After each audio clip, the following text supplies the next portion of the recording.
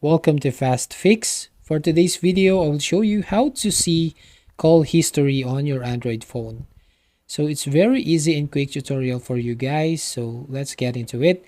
So you need to open the call icon at the bottom left corner.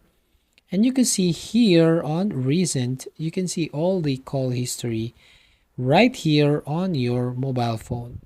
And to tap on the three dots at the top right and go to call history right here, you can see all the call history and missed calls right over here. So for me, I don't have this recent call history or any missed calls right here. So if you want to find, you just go right over here.